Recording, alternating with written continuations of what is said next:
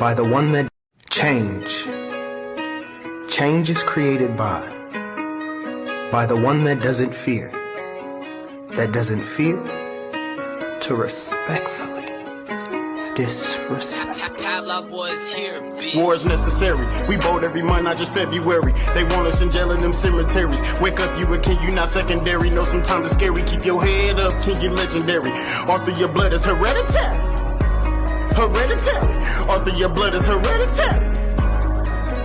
To make nature understand, to make nature a content, to create future courses, to create new life, a new way of being.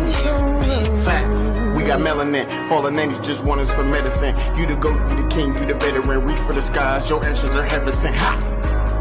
This is a fact. At God's logic, I am a king, and I am a king who will not run. Cause kings don't run. Cause kings don't run. So kings don't run. So kings don't run.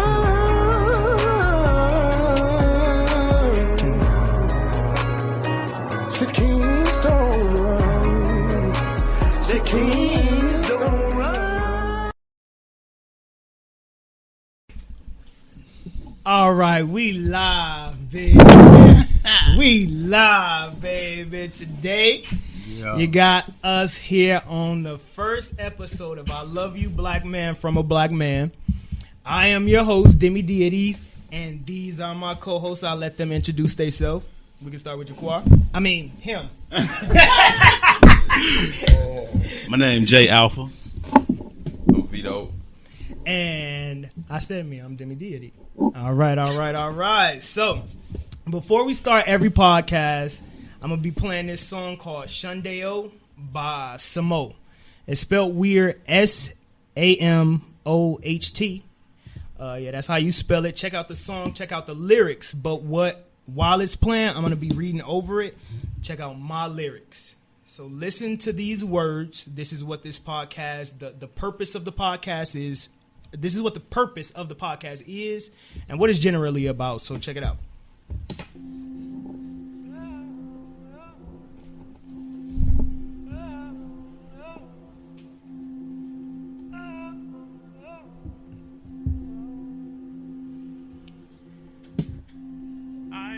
We literally feel the need to be lied to by not wanting to hear of darkness, by not wanting to speak about the dark truths. So we cover them with the illusions of joy, which manifests itself as misfortunes or sin. We like the drama. If we don't create it in our own lives, we like to watch it. Or there are others of us that stir it up with other people by allowing our own preconceived notions of what joy is to clash with the understandings of others' joy.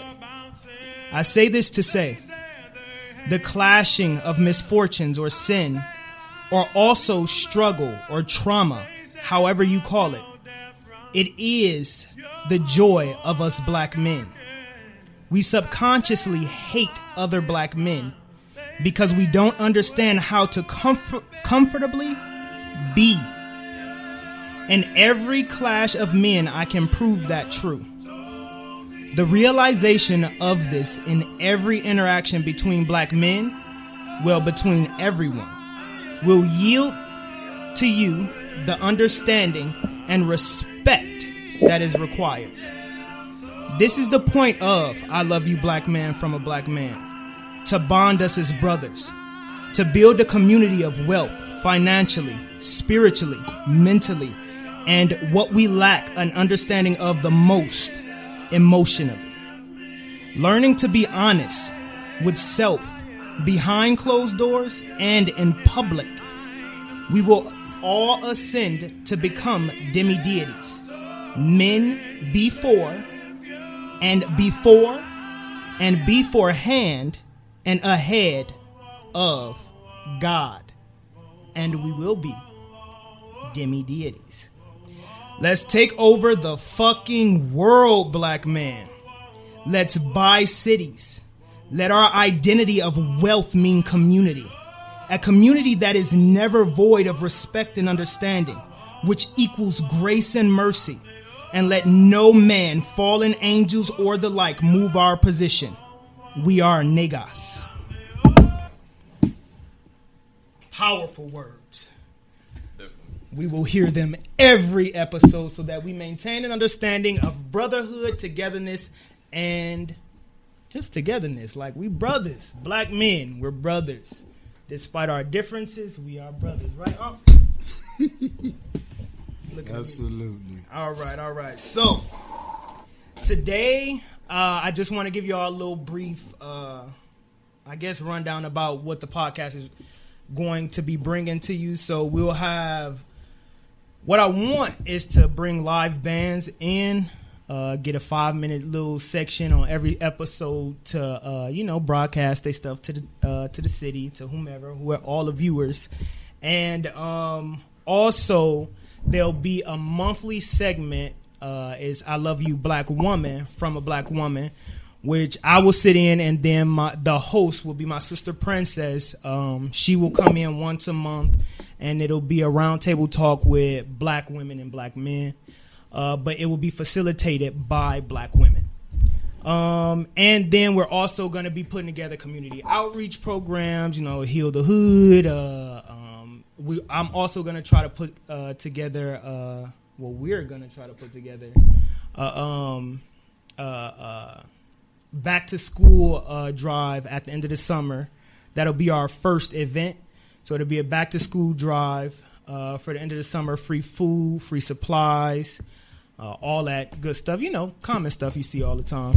But today, what the episode is about is I'm going to ask these black men sitting around me questions that most, probably everybody,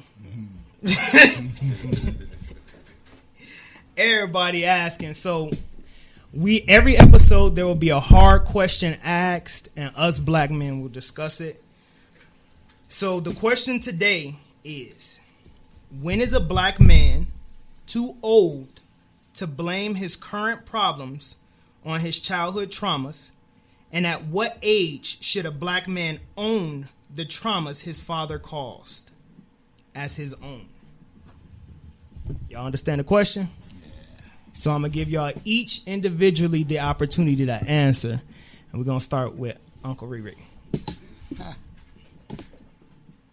Well, the way I see it, because of the way I grew up, I went through a lot with my own father. Right.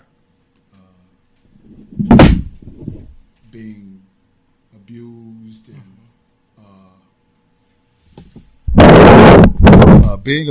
and just going through a lot of verbal trauma with him, and that was heartbreaking because this was my dad, and you don't think that something like that will happen, but it did, but I don't know what his background was, but I'll get to that later. Tell me nice real quick. When I went through that stuff, it was very hard for me, and I actually got to a point to where I hated my father.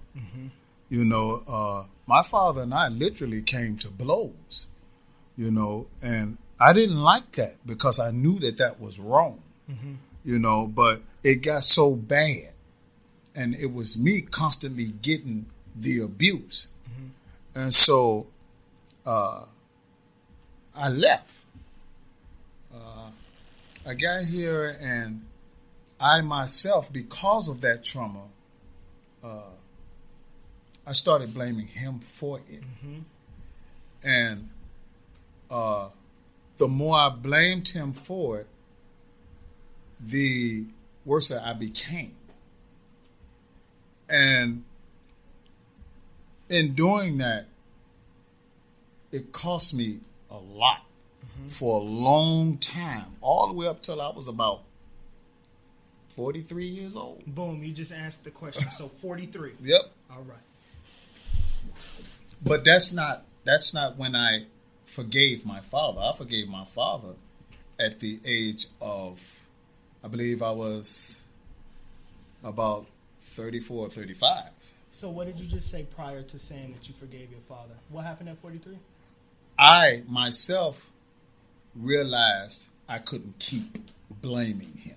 So you forgave your father? I forgave at what him age? at about, I think I was 34 or 35. But I still had a little mess in the back of my head where I was blaming him for how I was. But I had to stop that because the things that I created were my fault. Correct. So I want you to understand how you just said that at 35 you forgave your father, but at 43 there were still residual things lingering. There were, yes, and there was still. So and technically, forgiveness didn't come to 43. It didn't come till 43. Okay, But so we on the same page. I felt a relief the day that I turned. So it was a realization that happened at 35, and then the completion took place at 43. All right, we in the gotcha. Okay, the question again. Basically, the first question is, when is a black man too old to blame his current problems on his childhood traumas?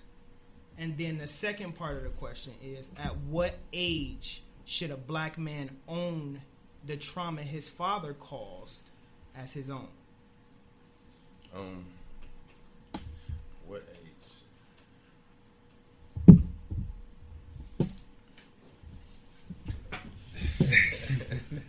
It's a hard question. I know. It's not really that hard. And we young. Well, You ain't even hit 43, and it took you 43. I We know, still man. trying to get there. Well, I got you, though. I Yeah. You advanced. That's why you an elder, son. It always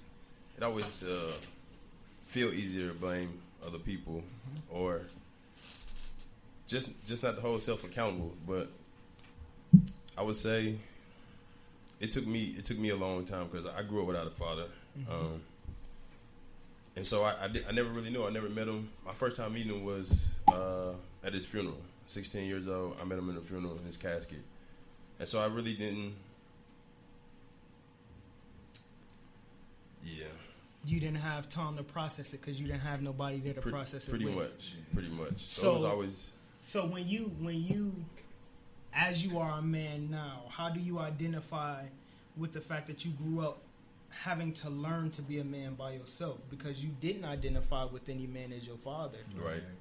So how did you identify with that? Like, really, kind of just being in the streets a little bit, man. Learning my way from the streets grow street. us up. Yeah. Just So real. dip into different things. I know.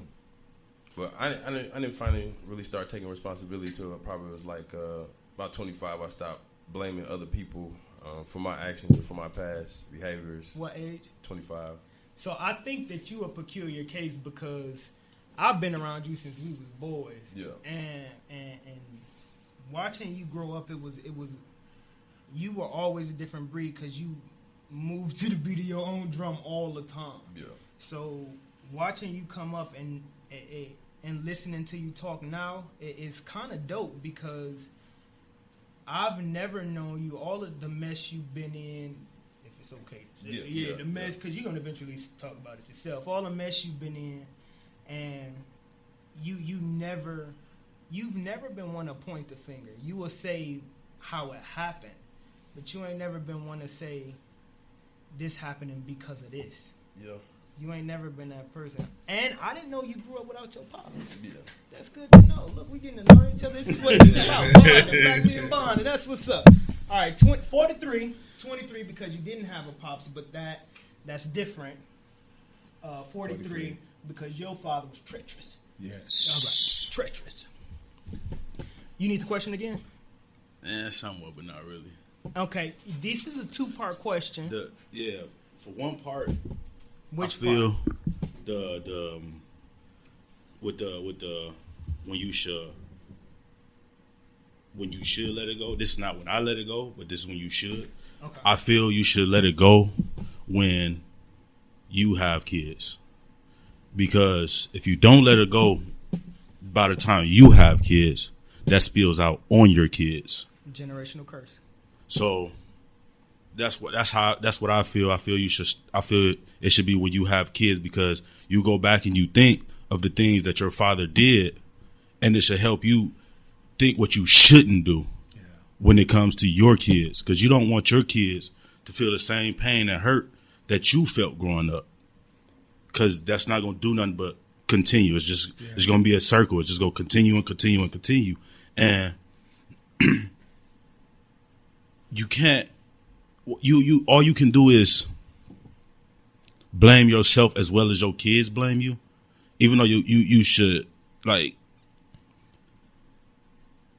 even though your kids should have initiative to not blame you as much, but you should understand their blame because of your trauma you caused to them, because of your ongoing situation from when you was younger.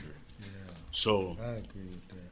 Because you can't, you don't want your kids to end up the same way you ended up. Right.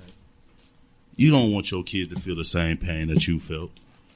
So I feel when you have kids, for people who have kids, I know for people who don't have kids, it's going to be a little harder. I know it's going to take time, especially not having a figure there to help you through that. So I know it's going to take time with them. But once you deal yourself into that first major situation to where it caused you more hurt than because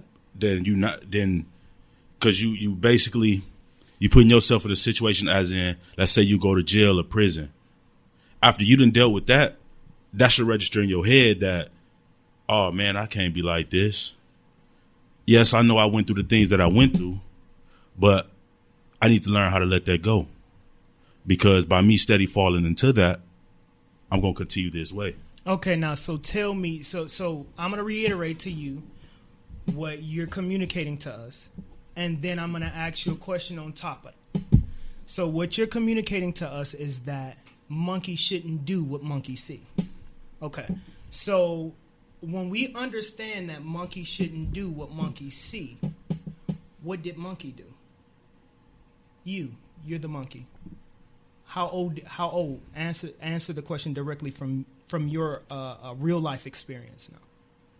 I'm not going to say that I didn't continue some of the things that I seen, but as in the child form, I thought about all the pain and hurt that I went through. So this is when my daughter first came about. Mm-hmm. I was like, I can't be like that. I know how much it caused pain to me. I had my daughter at 22. Mm-hmm. So I was like, I can't be like that. I know what kind of pain that'll bring with her growing up, especially as her being a girl. Mm-hmm. So, and then what really helped more is when my son came about. Mm-hmm. So it was like, my daughter, all I have to do with her is be there, and, but the son is more, because he's going to be more hard-headed. Uh-huh. He's going to be more resilient. So with the boy, it's like I had to really, really jump into it. Even though, yes, I did do things that I shouldn't have, still in my head, I was like, I can't do that. I can't be this way. Okay, I got that. So we none of us have answered the question, the first one. None of us have answered it. And the question is, when you sitting back and you watching, you spectating, you're looking at other black men and you're listening to them talk and you're hearing of their trauma, and they, bitching and moaning about what they daddy did and they 29, when do you start judging them? Let's be honest. What do you mean? He's judging the parent? Or? No, that person. man. When do you say, bro, you need to grow up? When do you say that to a man who is still toppled by the trauma that was caused by it's hard. parents? It's hard to do that because if you're not right with yourself, you can't sit there and be like that to him. And you Perfect. Let's stop there. Apply that same logic before your entire story and then tell me what you think.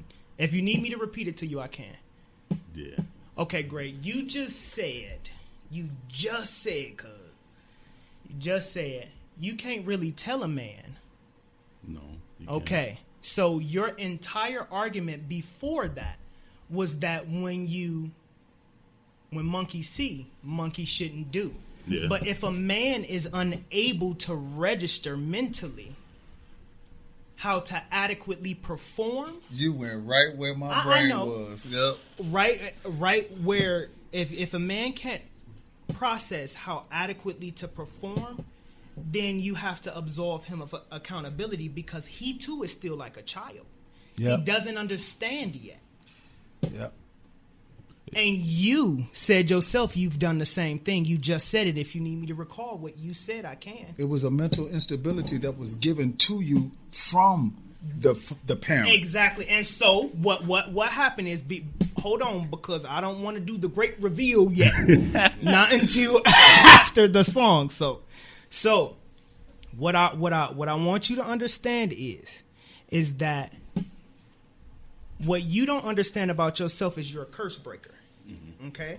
Yep, he is. And what black men don't understand, black men like us three sitting here, there's a reason why I asked for you to be my co-host. There's a reason, because men like us, we understand immediately what is our mission, and we never stop.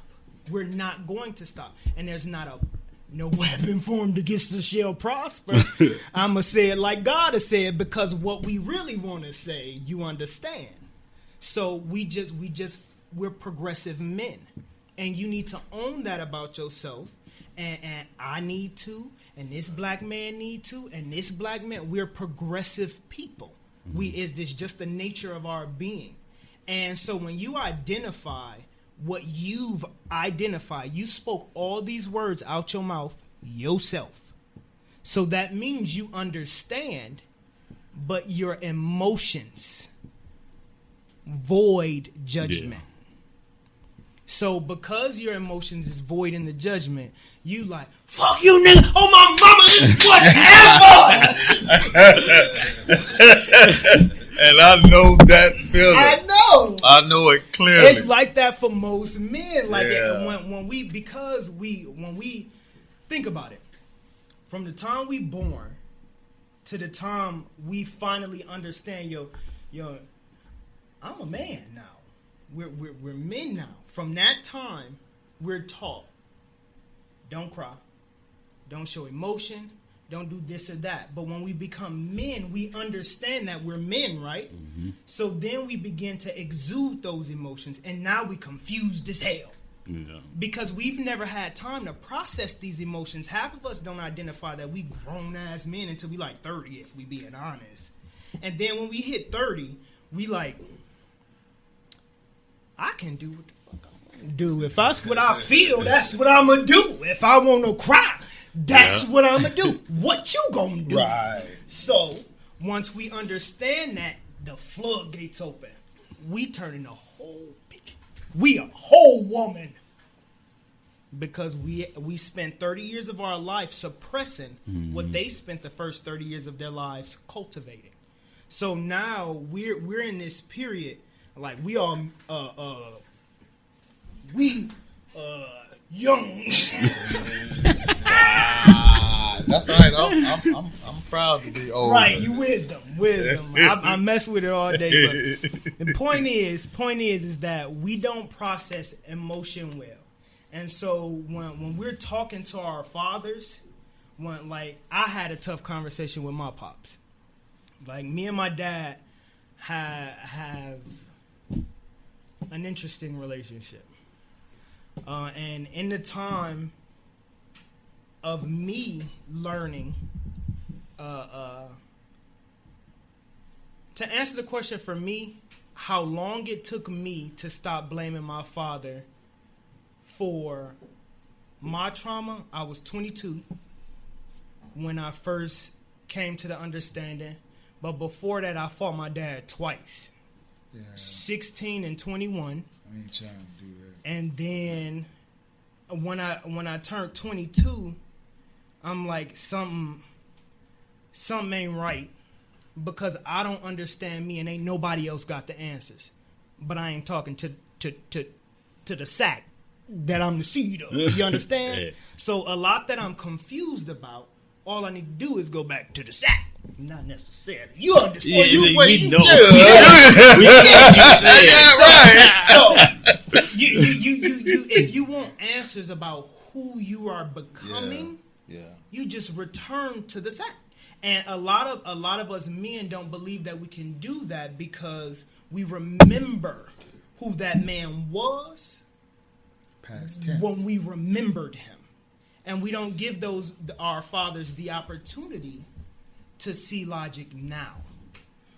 Well, in most cases, I have seen this where sometimes, whether it be a son or a daughter, they can't go back and talk to their parent because that parent is still the same person they was so that leaves them lost. But when you have a parent that you can come to and you see the change, but you just don't want to see the change, then you're causing a problem for yourself, when a problem that you don't have to have.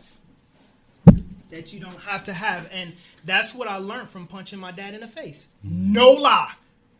I pulled a knife out on I was trying to get that man. Wow. I was trying to get him because that's how aggressive and angry I was at him. But then when I finally hit him, the first time at 16, he beat me up. I ain't gonna lie to you. I'm gonna lie. 21, I got with him. Oh my God, dude. But at 21, when I hit him and I saw him stumble and he didn't come back, I understood this man is changing. Because at 16, he fought me. At 21, he didn't. So I understood in that moment, this is a man that wants to stay. He allowed me to, I disrespected him. And I'm not playing. We was mid-conversation. He was talking and I was sick of it and I hit him. You know me. He was like, David, you pow! We get to fight. He whooped me. Rightfully so. But I realized after I hit him, I can't be on that. Because this man recognizes that, yo, I fucked up in the past. But I'm going to take whatever beating this boy has to give me till he realizes that I'm right here. No matter what. You can dish out whatever you trying to give. You can say whatever you trying to say. You can continue to be whoever you want to be. But I'm not going to go back to who you remember to satisfy your current agenda. Because that's exactly what I'm going to do. And most men, that's what he's talking about. Yeah. I had a father who did that. That's why I raised his kids. My dad is a good man, but I took on the responsibility of raising his children, being the father figure for his children because he was unable to. And I realized that it wasn't because he didn't want to. He never knew his father. He don't even know what his father looks like. So when I understood that, I'm like, let me show my father how to be a father because I too love him. So you're right. When you have kids and you realize I don't want to repeat the same habits that my parents did to me, once you realize that, it's also in reverse. You now have a responsibility to that parent because you are now a man. So now it's your responsibility to give that opportunity to see if they're going to let you punch them in the face. Not literally. Metaphorically. Yeah. So that's them literally. It's on you. It becomes the man's responsibility now, not the father, because the boy. I'm gonna talk to you nice. The boy is still spewing disdain. He's too emotional to have a conversation with the other man, because now you're not dealing with a father because you're a man. You're dealing with another man. And instead of us realizing that, we void respects that we know we can void, and we disrespect the man. Now, what if that other man returns the disrespect? Boom. Cataclysmic. Yeah, and it can never mend. Nope. So, I think personally,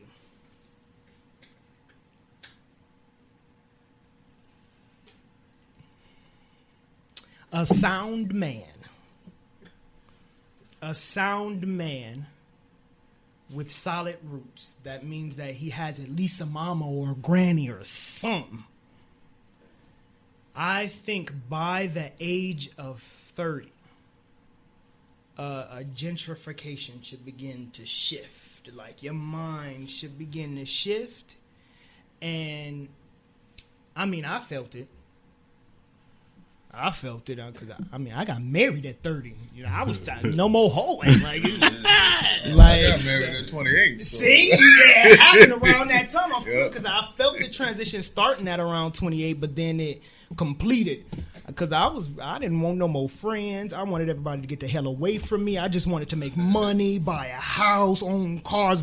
I'm like, it just transitioned. And when your mind transitioned like that, you can't hold on to.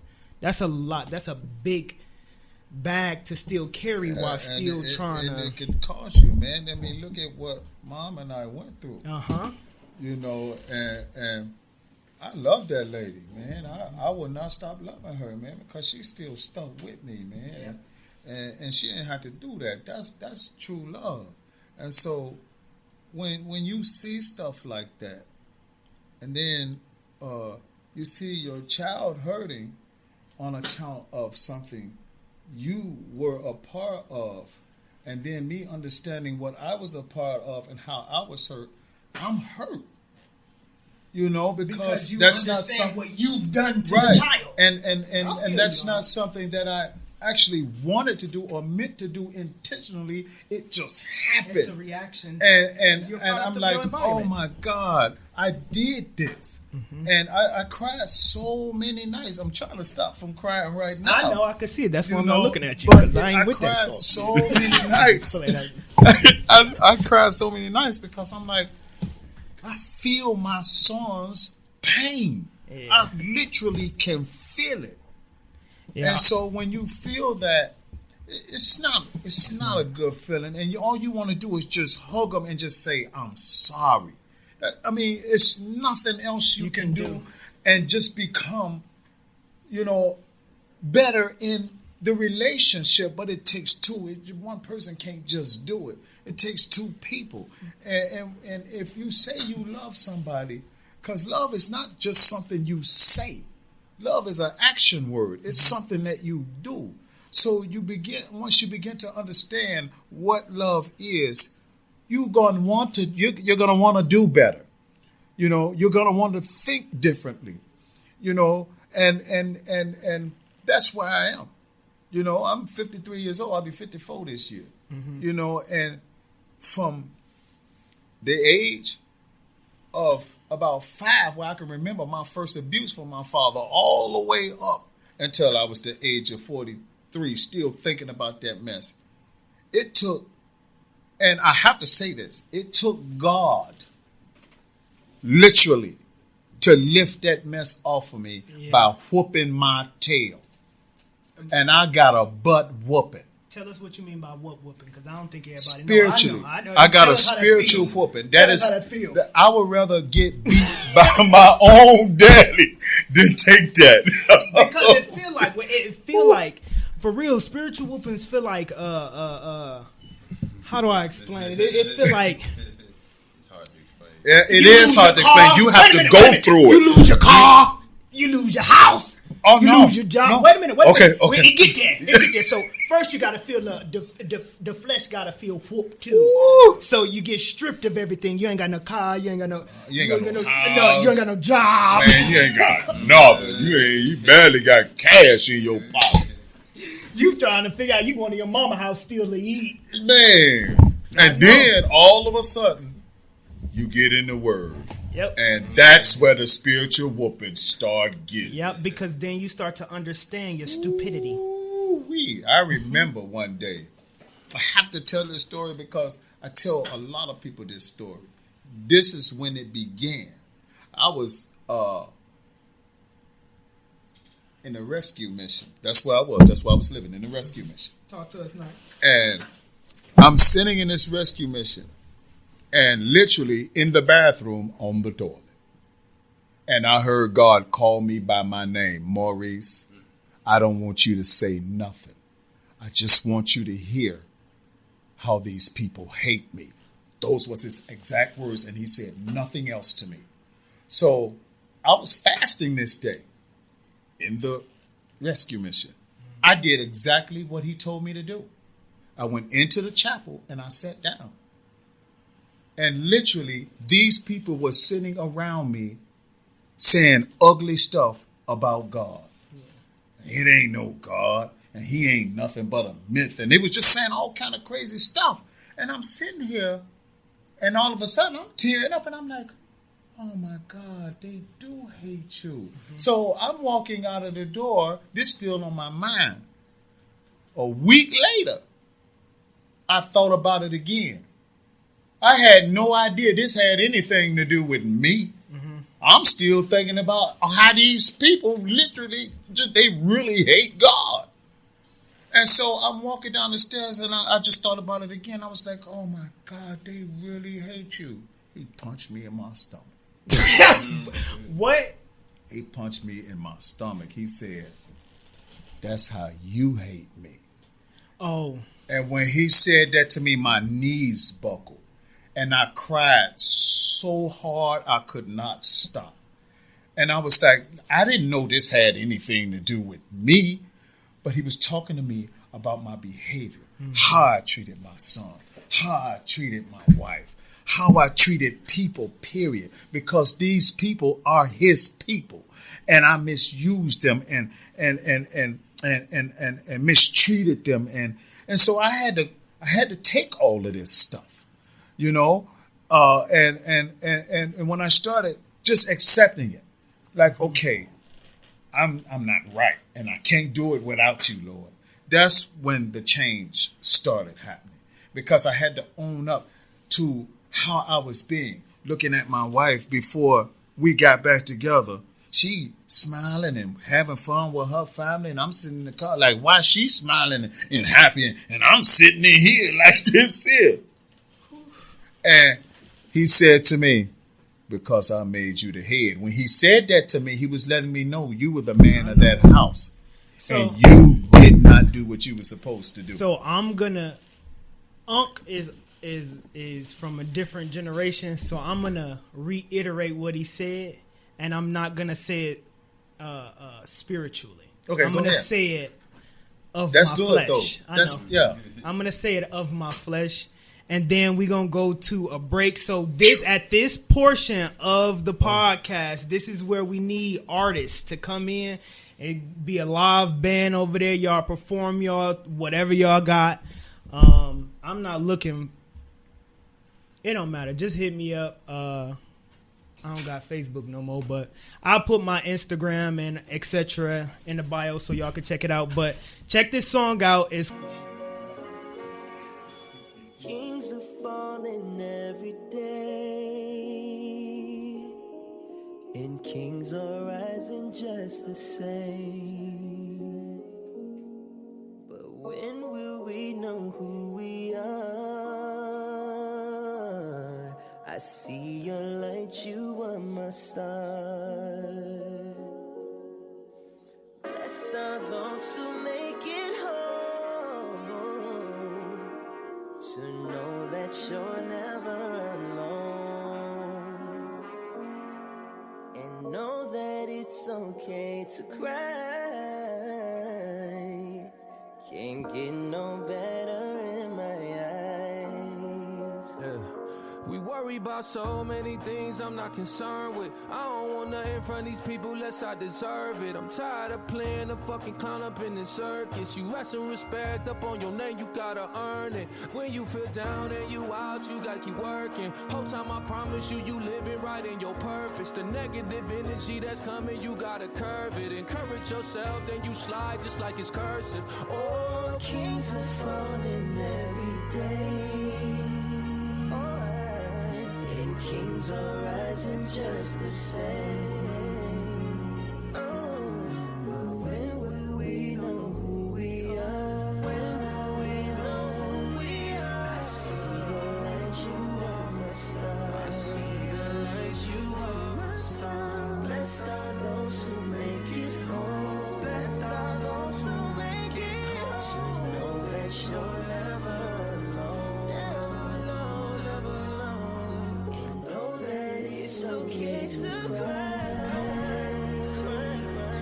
Can't get no better. You can't get no better. Never is a time so precious, ever been so pressured and prevalent, where kingship is more relevant. And the stories that we tell are a testament to those who we are and who we should become. My dad's name is one of my son's names, and two kings share my soul. Two heart beating, one blood and one throne. If you're a king, then you know. You are a king, you should know. Every day, just the same. And kings are rising just the same. Who we are.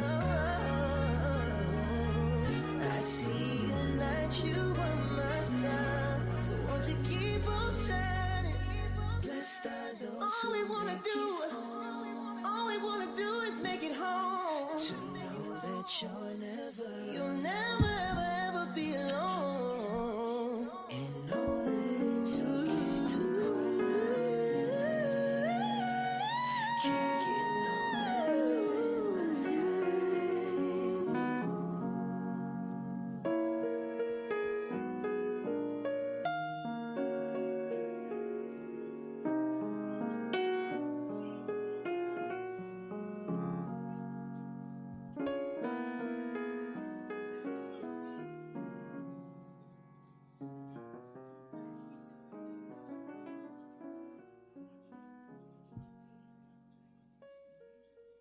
All right. We back with I Love You, Black Man from a Black Man. And this portion of the show, this will be the last half hour of it. So what I want to bring to y'all attention is we have a father and a son sitting here. And the point of this episode was to get this father, this black father, and this black son to mend fences. Whatever. And so that's pretty much what this episode was about. But the first half, I wanted everybody to get a general perspective on how we thought about this, what we thought individually about the situation, mentally, physically, and emotionally. So that's what we did. But now we're about to get to the nitty gritty and have the real conversation. So I'm willing to listen to my son. All right. I want to hear what my son got to say. So I am just going to facilitate. So when I feel like one of you are not understanding the other, I will immediately mute you, because that's when you both begin to get, not you so much anymore, you. That's when you begin to get unreasonable. So if I cut you off, I'm going to cut you off really aggressively and concise. So don't get mad at me. If you do, you know I don't give a damn. You know I don't give a damn. All right. So go ahead, Jaquan. As in the kid thing, yeah, I look at it, but that's not even my problem no more. I know. I gave up on that. Like, it is what it is, because it's not even you that caused the problem. My mama caused the problem too. But as in now, since my kids, my daughter, when my daughter was first born, I don't know how we ran into each other, but we ran into each other. You had your car and everything, and we went someplace. Then we end up going back to my house where my daughter was just a baby. And, you know, you was telling all these things about, oh, I want to be there. I want to do this. I want to do that. You got a car at this time. You come this one time. You preach all this stuff, and then never again. And it was always, when am I going to do it? When am I going to do it? And I have done it multiple times. Brung my child around. Only way my child came around to family events is because I brought my child around. It wasn't because you came and got us to bring us around.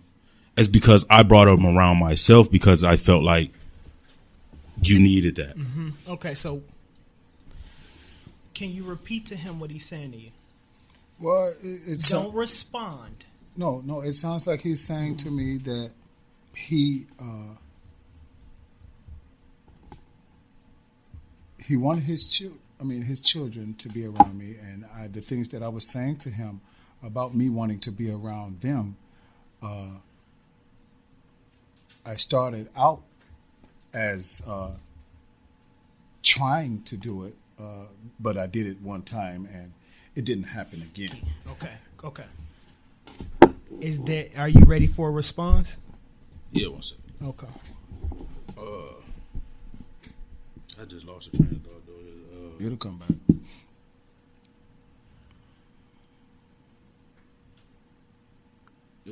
I just lost the train of thought. Okay. Quick. Okay, I'm gonna let him respond. If you remember it, just put your finger up, and then we'll come back to you. Okay, I remember the first time that we ended up around each other. We were at my mother's house, and you brought Brittany over for the first time. That was my first time seeing her at my mother's house, and Mom and I were still going through a lot of stuff, and I still really didn't have a place to live. Yep, I did have that car, but that car eventually got taken, but that's another story. I was trying to still find myself. Going through that was a very difficult time. I wasn't trying to alienate anybody. It happened. I wasn't mentally there because I was going through so much. I was going through so much in my head. Can you be specific? Well, as far as what am I going to do? I need a job, but I can't find no job. I don't have a place to live, and I'm here with my mother. And now they talking about locking me up, and then I ended up on the bracelet, and I just was going through so much, and I didn't. Ended up staying with us. I ended up. Remember? Yep, and it was pretty messed up for me, and I was lost. I was just lost, and I'm like, I'm too old to be in a situation like this, you know, and so when I was going through that mess, I unintentionally hurt you, and it caused me not to fulfill what I spoke to you, and I'm absolutely sorry about that, because I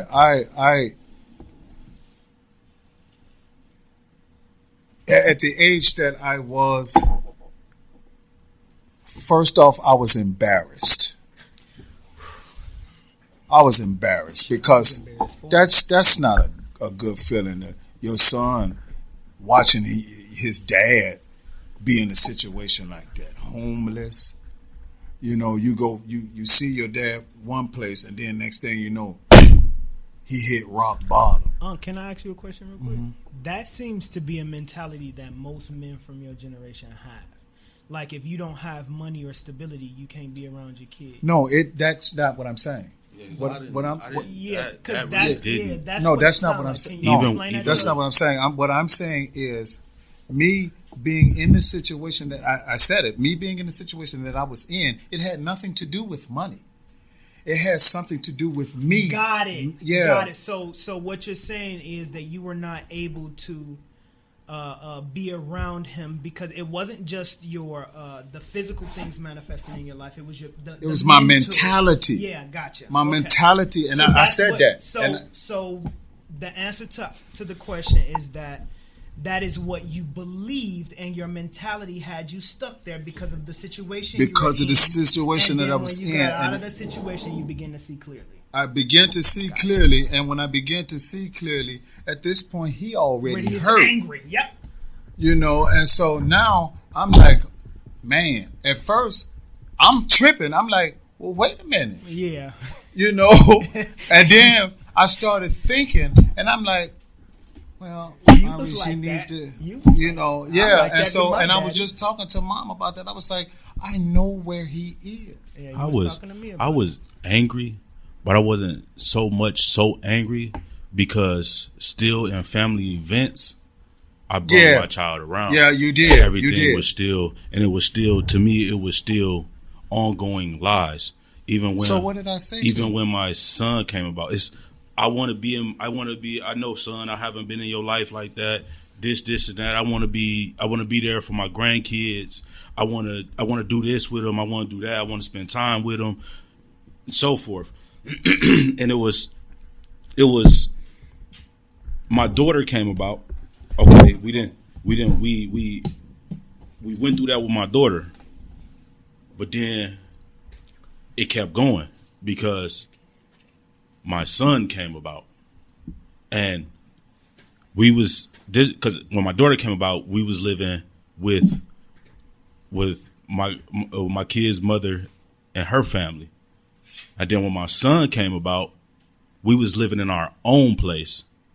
You only came over there one time. Yeah, and we came on the bus. We ain't had a car then. But that's another thing that got to me because, to me, you were eligible to travel multiple places on this bus. You didn't. We had a car. You never called me to come. Son, come pick me up or something. And just chill with the kids or so forth. You never done none of that. You got everywhere else on the bus. You done been to malls. You done been here. You done been there. But still was no effort to come to my no. Now I got 2 kids now. I hear you. So it's like, and then like. What I have always been able to hear him and repeat what he's saying in less words because he's smart as hell. Oh yeah, he just used a lot of words. Been like that, yeah. So what he's saying, and you got it already, but the bottom line of what he's saying is he wants you to repent with your grandchildren. Period. Where you lacked with him, you must make up with your grandchildren. You don't need money. It's not the money. It's the time. I my kids love you. Yep. They adore you. They are excited to see you. I hear you. And you are absolutely right, son. I mean, and this was my thing. I want to say this to you because I don't want you to ever think that I need an excuse. I don't need an excuse. Talk to us, nice black man. I was just allowing you to understand where I was mentally. I wasn't in the right place. I'm not going to deny what you're saying.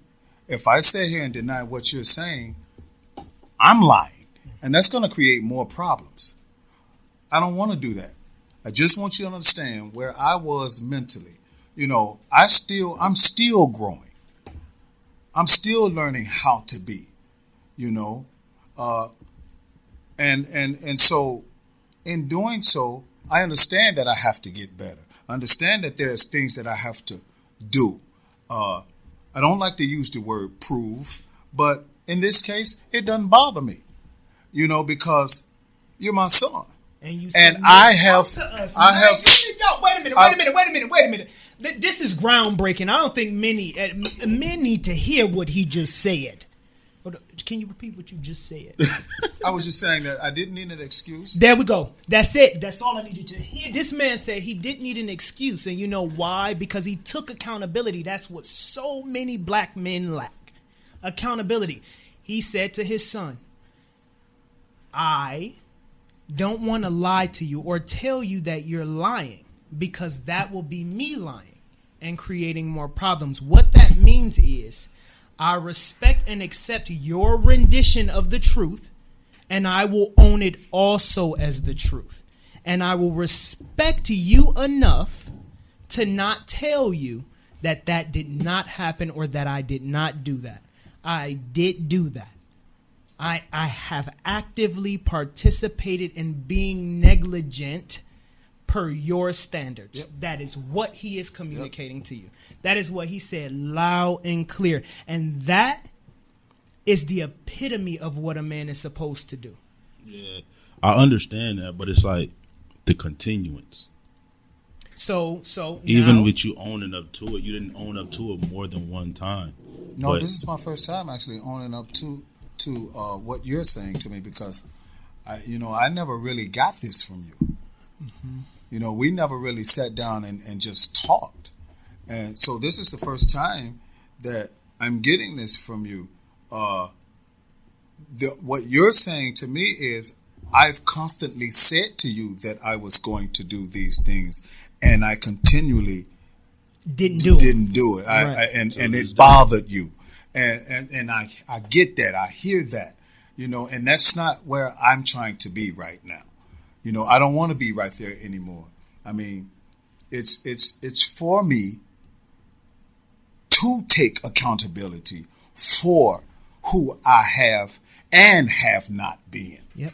And I don't have a problem with that, son, because I don't want to continue to have a bad relationship with you, and have a bad relationship with my grandkids, and have to have you walk around with this heaviness upon you like that. That's uncomfortable, because it was uncomfortable for me when I was going through it. So I know what you're feeling. I understand what you're saying to me, because it was done to me. So what he just said to you is, when you find something that he's done that pisses you off, tell him. Because he can take it. And he will take it. So now what he started the conversation off saying to you, and I want you to know that he not just saying that because we sitting here. These are conversations that I've had with him personally. And he said these same things to me, which is how I knew he was ready to talk to you. So this ain't something he just saying. These are things that I know he's been boiling in him, just like I know what's been boiling into you, because both of y'all talk to me. So these are things that he has said to me outside of sitting here. And with him saying that, he also started the conversation with saying that he can't do it alone.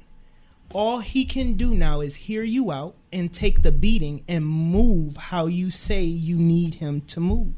So right now, if you could ask him whatever you wanted to ask him, in the current state that you are in now, what would that be?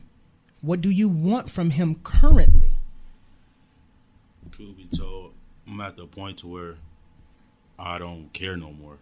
Like, I don't need none of that no more, because I have my kids.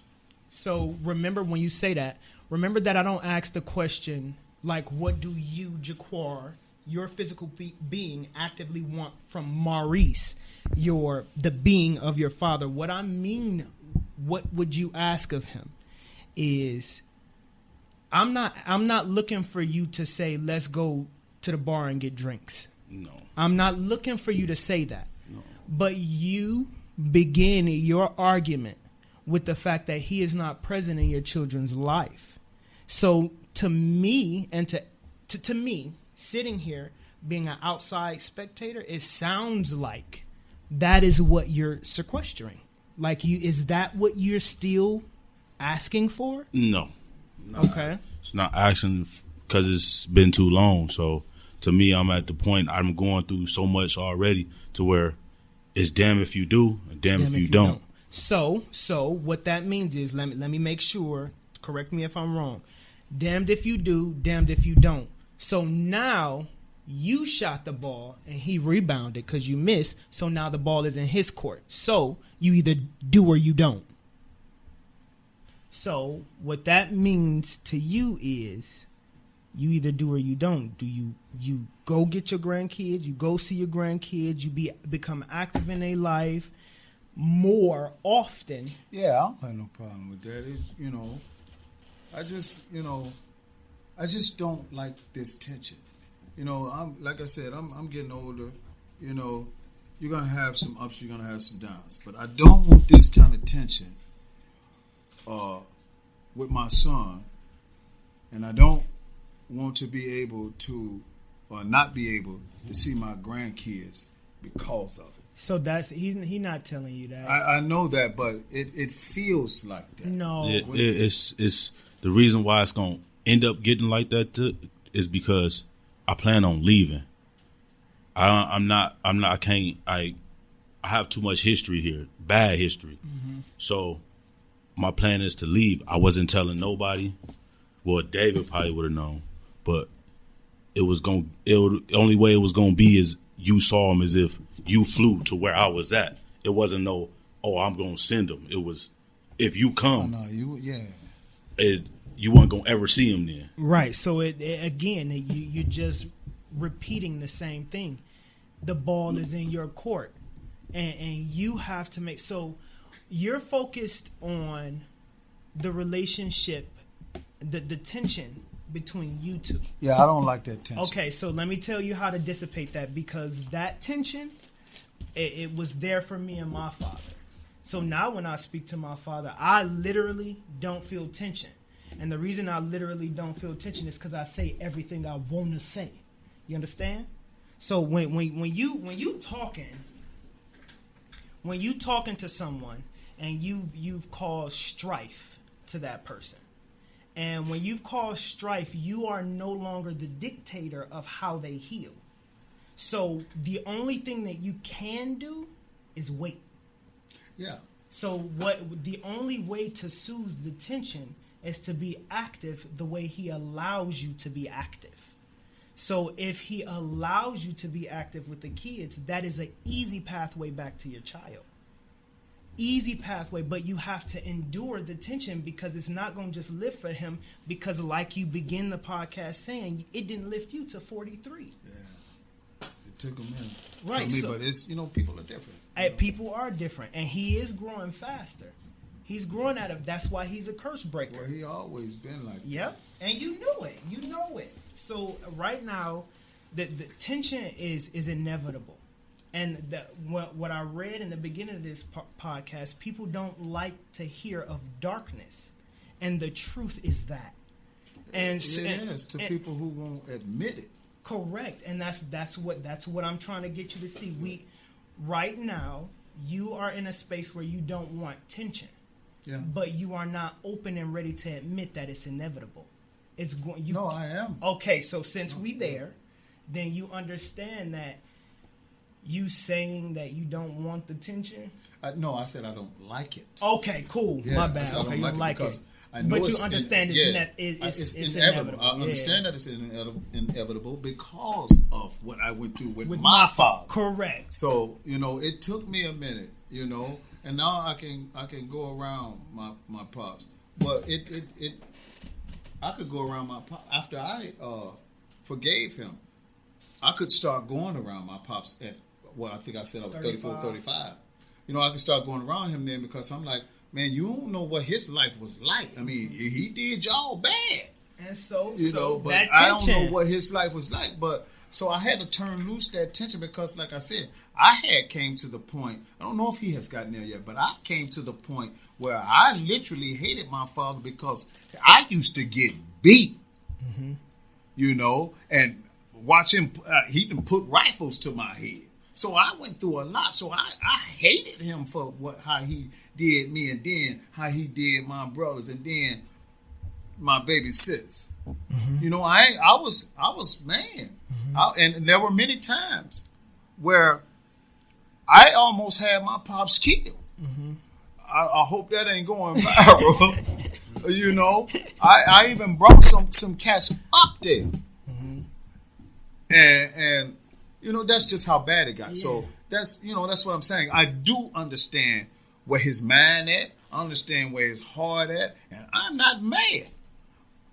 If I can't what he's doing right now with me, You wouldn't have been able to do with your father. I wouldn't have been able to do with him. And then here's the other thing. It still hasn't happened.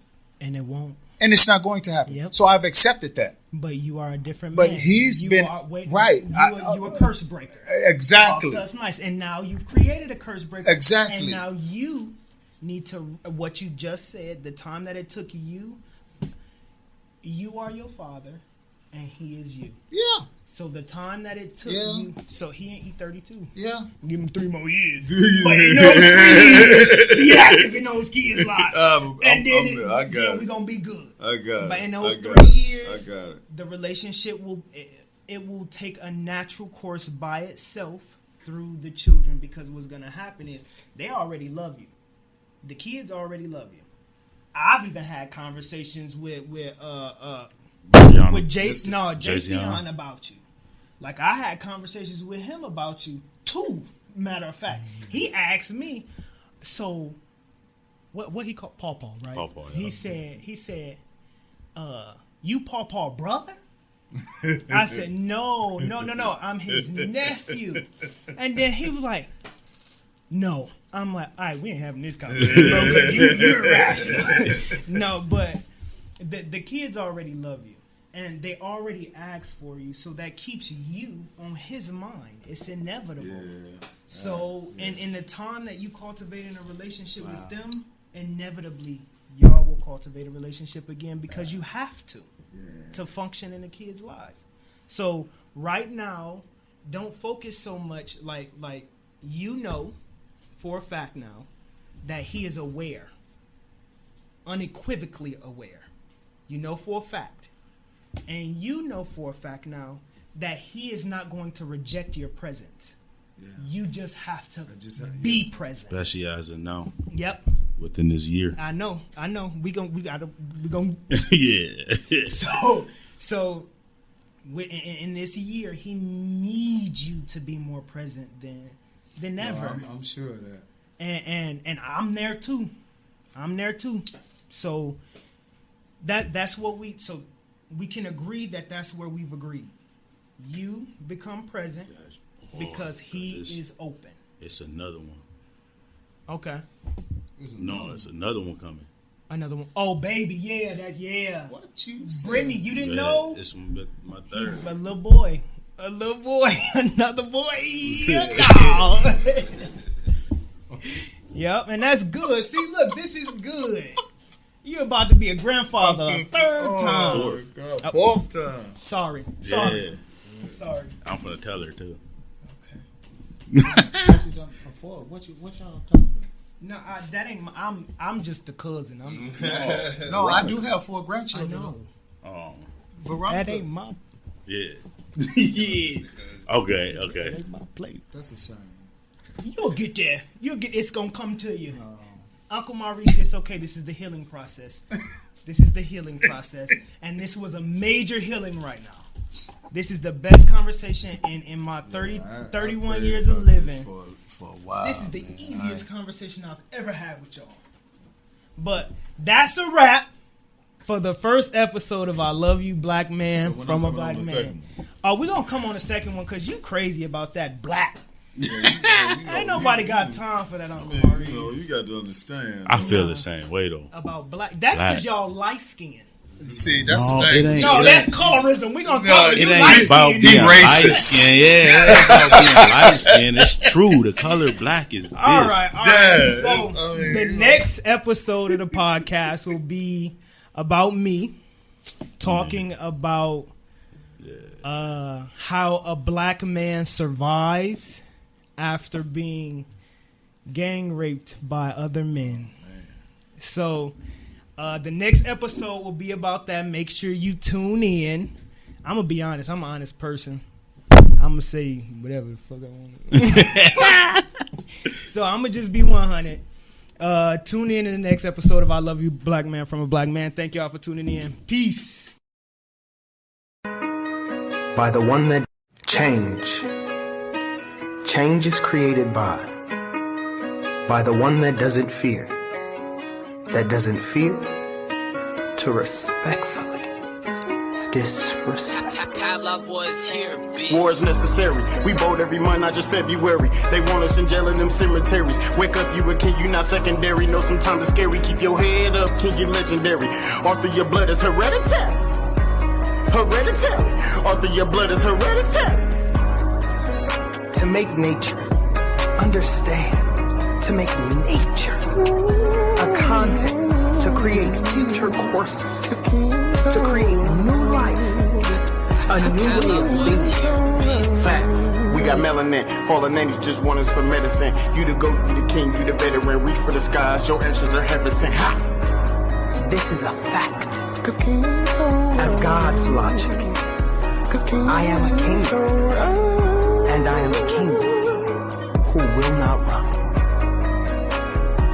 Cause kings don't run. Cause kings don't run. Kings don't run.